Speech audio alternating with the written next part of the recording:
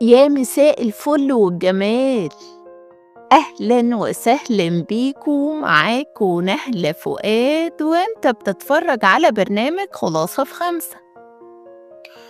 وطبعًا مكملين مع بعض سلسلة شرح كتاب سأعلمك أن تكون ثريًا.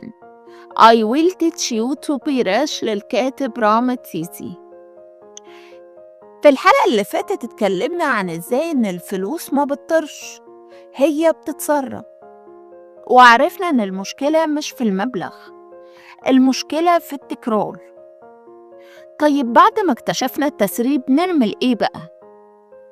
رامد بيقسم دخلك ل4 أجزاء أساسية: مصاريف أساسية زي الإيجار والأكل والفواتير، ادخار واستثمار، تالت حاجة وهي الاستمتاع أو الخروجات والسفر والرفاهية، آخر حاجة وهي الالتزامات المستقبلية.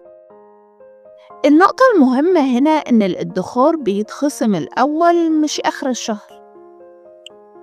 الصدمة الكبيرة إن أغلب الناس بتعيش كده، تصرف وبعدين تقول لو فاض حاجة هتدخر، واللي بيحصل ولا حاجة بتفضل. رامت هنا بيقلب المعادلة، بيقولك ادخر الأول واصرف الباقي براحتك. هديك مثال صغير: مرتبك 10,000 جنيه، خلي 20% منهم يتحولوا تلقائي لحساب ادخار أول ما المرتب ينزل. كده انت مش بتحاول تبقى منضبط، انت كده بتخلي النظام يمشي لوحده.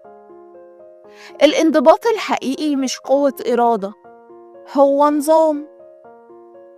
هديك تطبيق عملي علشان الموضوع يبقى واضح بالنسبة لك.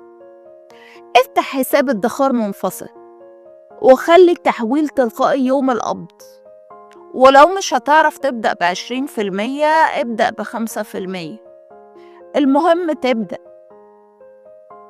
في الحلقة اللي جاية هنتكلم عن الخوف من الاستثمار، وليه أغلب الناس بتضيع فرص عشان فاكرة إن الاستثمار لعبة الكبار بس. افتكر، الفلوس بتحب النظام، ولما تحط لكل جنيه مكان عمرك ما هتسأل راحت فين فلوسي.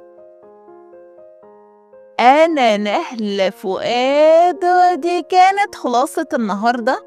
استناني كل تلات وجمعة، وما تنساش تعمل لايك وتشترك وتفعل الجرس عشان تكمل معايا الرحلة.